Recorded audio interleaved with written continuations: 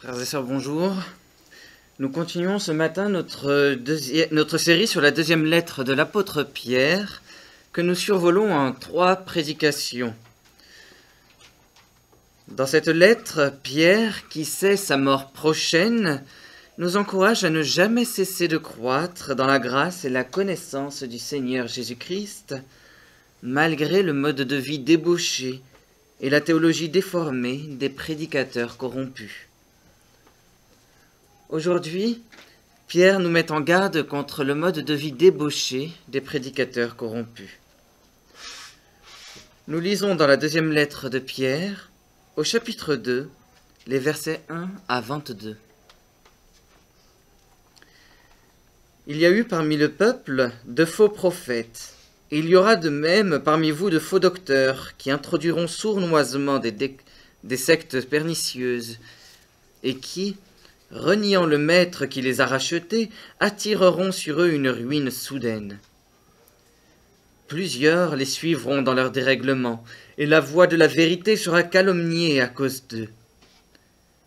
Par cupidité, ils vous exploiteront au moyen de paroles trompeuses, eux que menace depuis longtemps la condamnation, et dont la ruine ne sommeille point.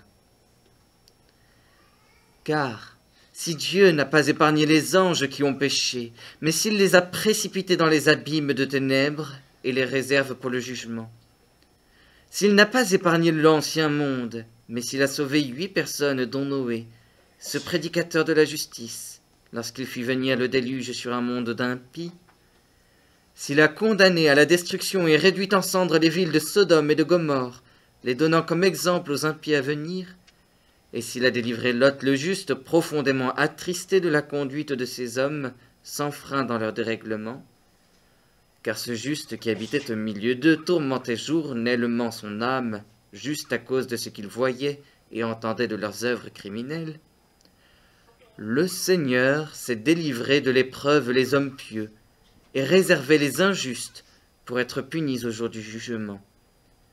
Surtout ceux qui courent après la chair dans un désir d'impureté et qui méprisent l'autorité. Audacieux et arrogants, ils ne craignent pas d'injurier les gloires, tandis que les anges supérieurs en force et en puissance ne portent pas contre elles de jugement injurieux devant le Seigneur. Mais eux, semblables à des brutes qui s'abandonnent à leur penchant naturel et qui sont nées pour être prises et détruites, ils parlent d'une manière injurieuse de ce qu'ils ignorent, et ils périront par leur propre corruption, recevant ainsi le salaire de leur iniquité. Ils trouvent leur délice à se livrer au plaisir en plein jour. Hommes tarés et souillés, ils se délectent dans leur tromperie, en faisant bonne chère avec vous. Ils ont les yeux pleins d'adultère et insatiables de péché, ils amorcent les âmes mal affermies. Ils ont le cœur exercé à la cupidité. Ce sont des enfants de malédiction. Après avoir quitté le droit chemin, ils se sont égarés en suivant la voie de Balaam, fils de Béor, qui aima le salaire de l'iniquité, mais qui fut repris pour sa transgression. Une ânesse muette, faisant entendre une voix d'homme, arrêta la démence du prophète. Ces gens-là sont des fontaines sans eau, des nuées qui chassent un tourbillon. L'obscurité des ténèbres leur est réservée. Avec des discours enflés de vanité, ils amorcent par les convoitises de la chair, par les dérèglements, ce qui viennent à peine d'échapper aux hommes qui vivent dans l'égarement. Ils leur promettent la liberté quand ils sont eux-mêmes esclaves de la corruption, car chacun est esclave de ce qui a triomphé de lui. En effet, si après s'être retirés des souillures du monde par la connaissance du Seigneur et Sauveur Jésus-Christ, ils s'y engagent de nouveau et sont vaincus, leur dernière condition est pire que la première. Car mieux valait pour eux n'avoir pas connu la voie de la justice que de l'avoir connue et de se détourner du saint commandement qui leur avait été donné. Il leur est arrivé ce que dit un proverbe vrai. Le chien est retourné à ce qu'il avait vomi, et la truie lavée s'est vautrée dans le bourbier. Prions pour demander au Seigneur de diriger notre enseignement. Seigneur notre Dieu, nous te remercions ce matin de nous rassembler pour écouter ta parole. Rends-nous bien disposés à la recevoir et à l'appliquer dans nos vies. Nous savons en effet que ta parole est la vérité, et que la vérité nous transforme chaque jour un peu plus à l'image de ta gloire. Sanctifie-nous par ta vérité. Ta parole est la vérité. Nous te prions en Jésus-Christ. Amen.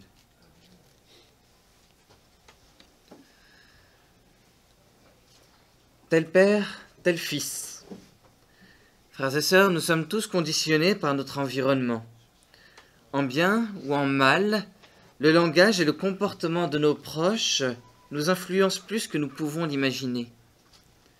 Cette réalité est particulièrement vraie dans le cercle de l'éducation et de la famille. D'une manière ou d'une autre, nous avons tous une tendance naturelle à reproduire l'attitude de nos parents.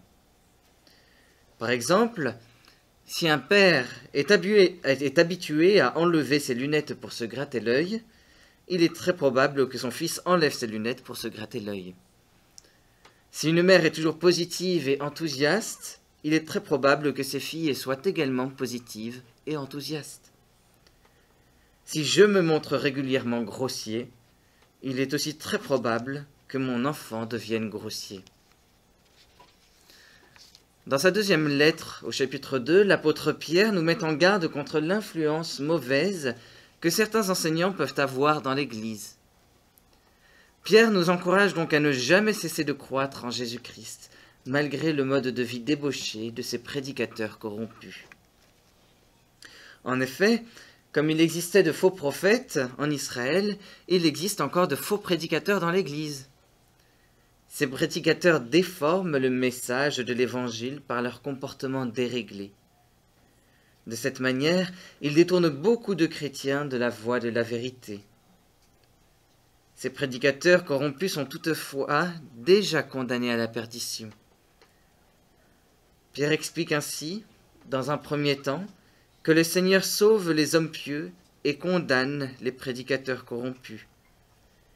Il soutient ensuite, dans un deuxième temps, que les prédicateurs corrompus se condamnent eux-mêmes. Dans un premier temps, du verset 4 au début du verset 10, l'apôtre Pierre rappelle que le Seigneur sauve les hommes pieux et condamne les prédicateurs corrompus. On découvre en effet le cœur de cette longue phrase au verset 9. Le Seigneur sait délivrer de l'épreuve les hommes pieux et réserver les injustes pour être punis au jour du jugement. Pierre présente 3 exemples historiques pour prouver son enseignement sur la justice de Dieu. Le premier exemple proposé par Pierre se trouve au verset 4.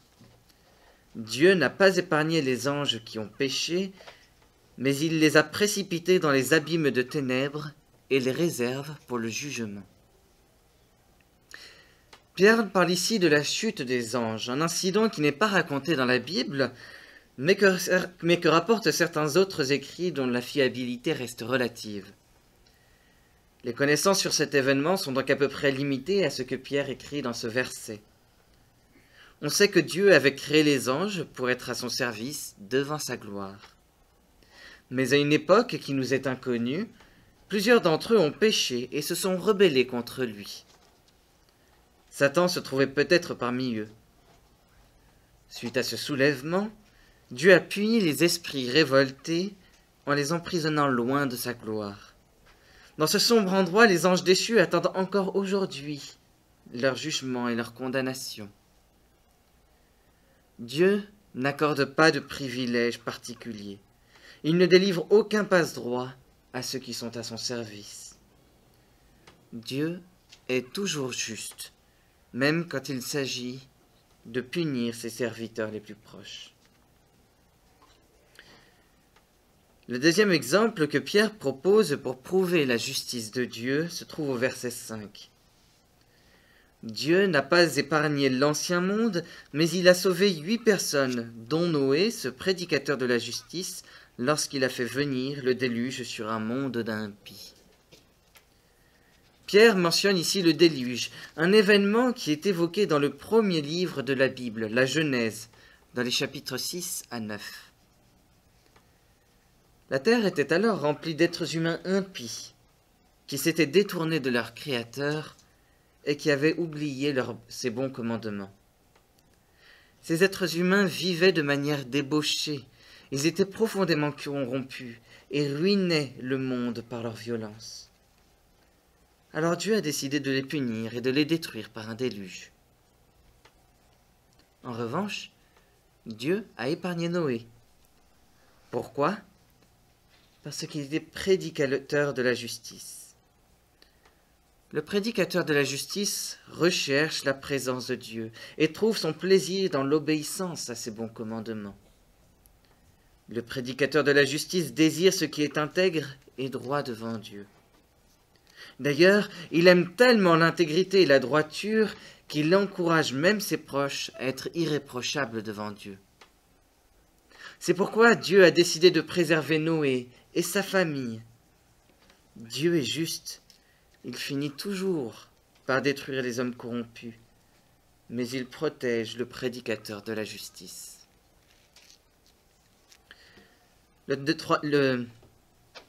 troisième exemple proposé par Pierre se trouve dans les versets 6 à 8.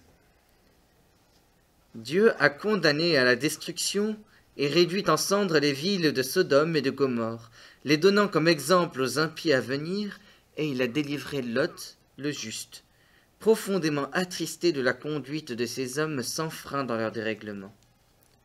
Car ce juste, qui habitait au milieu d'eux, tourmentait journellement son âme juste, à cause de ce qu'il voyait et entendait de leurs œuvres criminelles. Pierre s'appuie ici sur un événement raconté plus loin dans le livre de la Genèse, au chapitre 19, la destruction de Sodome et Gomorrhe. Sodome et Gomorrhe étaient deux villes situées au sud-est de la mer Morte, à la frontière entre Israël et la Jordanie actuelle. Elles étaient peuplées par des gens méchants et débauchés qui n'avaient aucun scrupule à pratiquer l'adultère, à commettre des viols ou à exécuter des actes sexuels contre nature. Ces gens désobéissaient tous aux bons commandements de Dieu. Pas un seul d'entre eux n'était juste. L'impiété des populations de Sodome et de Gomorrhe était manifeste. Alors Dieu a décidé de punir ces deux villes. Il a exterminé leurs habitants par une pluie de soufre et de feu.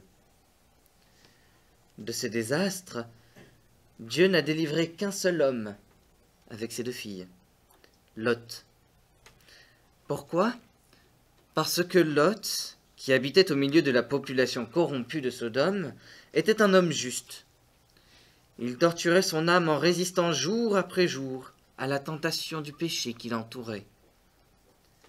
Comme Noé, Lot recherchait ce qui est intègre et droit devant Dieu, et il était dégoûté par le comportement de ses voisins. C'est pour cela que Lot n'avait pas fait sortir ses invités quand les habitants de Sodome avaient voulu violer les deux anges. Pourtant, dans les heures précédant la destruction de Sodome, cet homme juste avait hésité à quitter la ville. Les deux anges avaient dû l'attraper, lui et sa famille, pour le conduire en sécurité. Dieu n'a pas seulement protégé Lot de son jugement, comme il l'avait fait pour Noé, il l'a aussi secouru. Dieu est juste. Il finit toujours par détruire les hommes injustes, mais il secourt celui qui cherche à faire ce qui est juste. À travers ces trois exemples, la chute des anges, le déluge, la destruction de Sodome et de Gomorrhe, Pierre rappelle que le Seigneur s'est délivré de l'épreuve les hommes pieux et réservé les injustes pour être punis au jour du jugement. Verset 9. Nous savons donc que Dieu règne sur le monde avec justice. Il condamne fermement les impies. Les hommes corrompus et méchants sont fatalement destinés à la destruction. Surtout ceux qui courent après la chair dans un désir d'impureté et qui méprisent l'autorité, verset 10, seront encore plus sévèrement punis.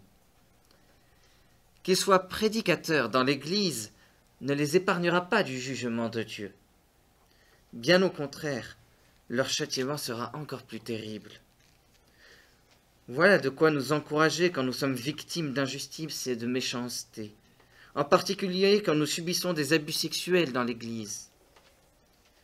Nous pouvons prier le Seigneur avec l'assurance qu'il condamnera en son temps nos oppresseurs. Mais Dieu n'est pas seulement celui qui condamne, il est aussi celui qui protège et qui délivre. Si nous recherchons de tout notre cœur la présence de Dieu, si nous trouvons notre plaisir dans l'obéissance à ses bons commandements, alors nous pouvons avoir la certitude que le Seigneur nous préservera de son jugement. Un jour, il nous délivrera même de la corruption du monde pour nous conduire en sécurité dans un monde où le mal et l'injustice n'existeront plus. Voilà une belle espérance, un doux réconfort, une puissante consolation pour celui qui est opprimé. Comme Pierre, nous pouvons nous rappeler que le Seigneur est juste en lisant la Bible. La justice de Dieu est particulièrement manifeste dans les événements du déluge ou de la destruction de Sodome et de Gomorrhe. Mais elle est aussi présente dans toutes les saintes Écritures. La justice de Dieu apparaît dans de multiples récits, poèmes, lois et prophéties de l'Ancien Testament. La justice de Dieu est aussi manifeste à plusieurs endroits du Nouveau Testament, que ce soit dans les évangiles, dans le livre des Actes, dans les lettres et aussi dans le livre de l'Apocalypse. La Bible nous enseigne souvent que Dieu est juste. Lorsque nous sommes victimes de méchanceté, même lorsque nous subissons des abus sexuels dans l'Église, nous pouvons toujours nous rapporter à la Bible. Elle nous rappelle, avec Pierre, que le Seigneur sauve les hommes pieux et condamne les prédicateurs corrompus. Dans un deuxième temps, de la fin du verset 10 au verset 22, l'apôtre Pierre nous enseigne que les prédicateurs corrompus se condamnent eux-mêmes. Leur châtiment à venir n'est pas seulement l'œuvre de Dieu, elle est aussi le résultat de leurs propres agissements. En effet, les prédicateurs corrompus vivent dans la débauche. Cette débauche se caractérise par le blasphème, l'adultère et la cupidité.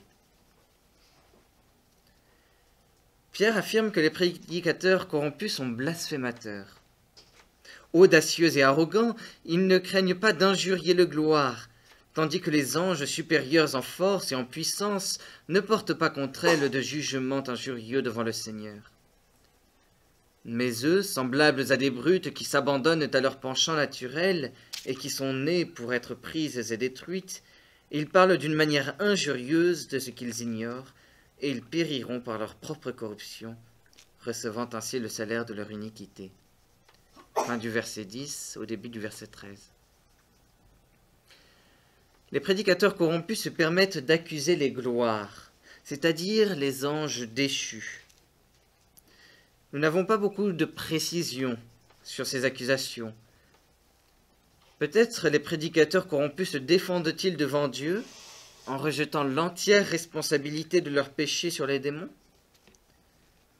Quoi qu'il en soit, retenons que les prédicateurs corrompus se permettent d'accuser les anges déchus. Ils prétendent ainsi être supérieurs aux anges bons qui, bien que plus puissants, s'abstiennent d'un tel comportement en présence de Dieu. Les prédicateurs corrompus sont insolents. Ils blasphèment même les anges déchus. Pierre assure aussi que les prédicateurs corrompus sont pleins d'adultère. Ils trouvent leur délice à se livrer au plaisir en plein jour. Hommes tarés et souillés, ils se délectent de leur tromperie en faisant bonne chère avec vous. Ils ont les yeux pleins d'adultère et insatiables de péché. Ils amorcent les âmes mal affermies. Fin du verset 13 au début du verset 14. Les prédicateurs corrompus abusent des chrétiens sans aucune honte. Ils peuvent même mentir aux personnes dont la foi est petite et faible, comme les enfants ou les adultes à la santé fragile. Dans quel but? Dans le but de forniquer avec elles. Les prédicateurs corrompus trouvent du plaisir dans le péché. Ils n'arrêtent jamais de commettre le mal dans l'Église. Les prédicateurs corrompus sont pleins d'adultère. Pierre avance enfin que les prédicateurs corrompus sont cupides. Ils ont le cœur exercé à la cupidité. Ce sont des enfants de malédiction. Après avoir quitté le droit chemin, ils se sont égarés en suivant la voie de Balaam, fils de Béor, qui aima le salaire de l'iniquité, mais qui fut repris pour sa transgression. Une ânesse muette, faisant entendre une voix d'homme, arrêta la démence du prophète. Fin du verset 14 au verset 16. Pierre compare les prédicateurs corrompus au prophète Balaam, fils de Béor, dont l'histoire est racontée dans le livre des Nombres, chapitres 22 à 24. Elle se passe à l'époque où le peuple d'Israël était dans le désert, après la libération d'Égypte et avant la conquête de Canaan. Alors que le peuple campait aux frontières de son pays, le roi de Moab avait contacté Balaam. Il avait promis de grandes richesses au prophète si celui-ci venait et maudissait les Israélites. Balaam savait que Dieu ne voulait pas maudire ces gens, mais il avait tout de même pris la route avec son âne. Balaam préférait s'enrichir qu'obéir à Dieu. Dieu avait alors rappelé son prophète à l'ordre en faisant parler la bête de somme. Comme Balaam, les prédicateurs corrompus peuvent désobéir à Dieu pour amasser de l'argent.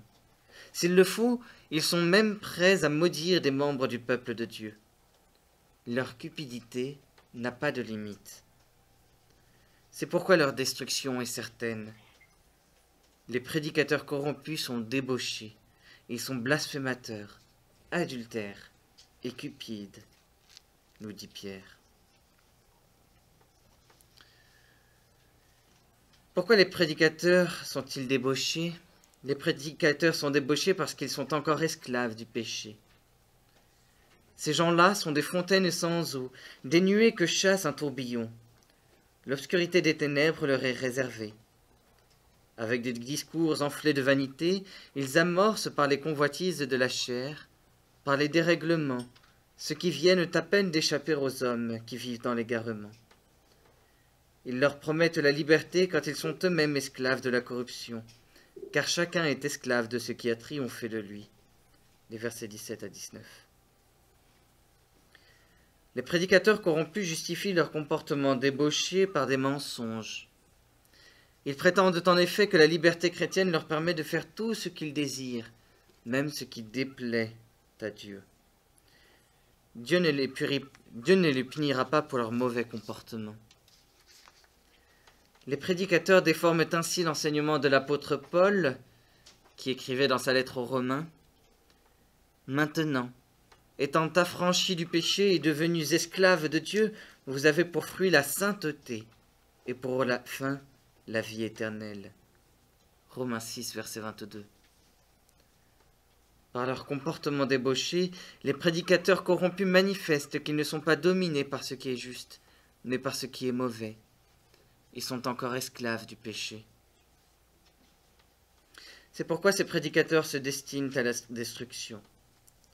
En effet, si après s'être retirés des souillures du monde par la connaissance du Seigneur et Sauveur Jésus-Christ, ils s'y engagent de nouveau et sont vaincus, leur dernière condition est pire que la première, car mieux valait pour eux n'avoir pas connu la voie de la justice que de l'avoir connue et de se détourner du saint commandement qui leur avait été donné. Il leur est arrivé ce que dit un proverbe vrai, le chien est retourné à ce qu'il avait vomi, et la truie lavée s'est vautrée dans le bourbier. Versets 20 à 22. Les prédicateurs corrompus connaissaient que Jésus-Christ les avait rachetés sur la croix. Mais en vivant dans la débauche, ils continuent de désobéir volontairement à Dieu. La condamnation de ces hommes sera donc pire, parce qu'ils choisissent de revenir dans l'esclavage du péché. Ils se destinent eux-mêmes à une terrible destruction. Les prédicateurs corrompus se condamnent eux-mêmes.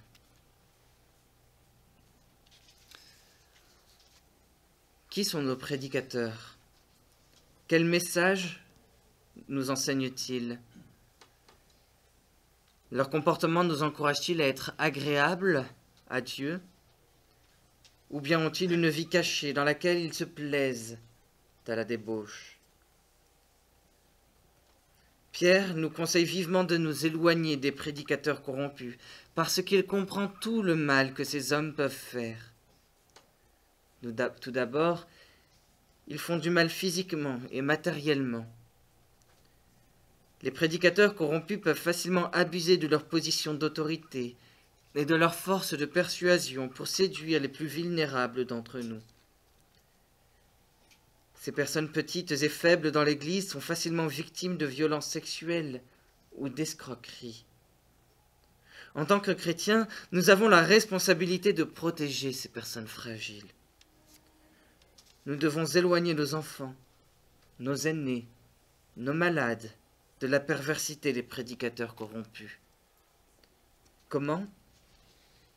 Par exemple, en portant plainte contre eux ou en changeant d'assemblée chrétienne. Mais les prédicateurs corrompus ne font pas seulement du mal physiquement et matériellement, ils font aussi du mal spirituellement. Aujourd'hui, nous savons que Jésus-Christ est le Maître qui nous a rachetés, comme nous le dit le verset 1.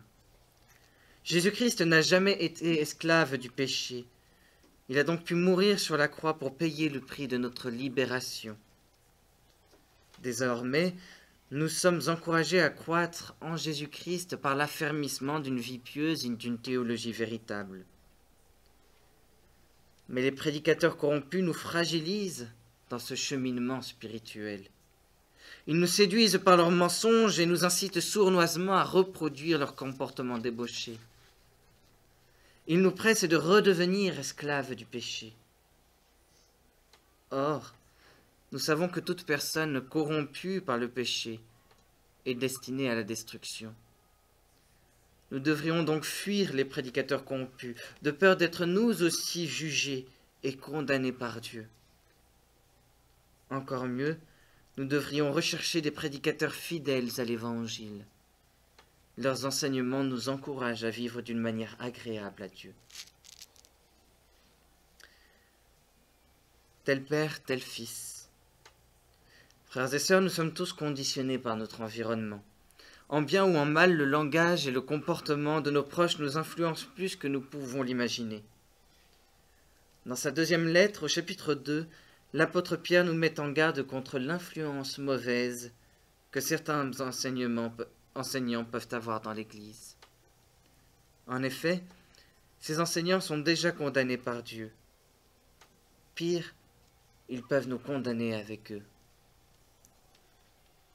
Nous devrions donc nous éloigner de telles personnes, tout en continuant d'affermir une vie pieuse et une théologie véritable. Comme Pierre nous l'enseignait au chapitre 1, c'est l'influence favorable du Saint-Esprit et de la Bible que nous devrions avant tout rechercher. De cette manière, l'apôtre nous encourage à ne jamais cesser de croître dans la grâce et la connaissance du Seigneur Jésus-Christ, malgré le mode de vie débauché des prédicateurs corrompus. Prions pour remercier le Seigneur de ses encouragements.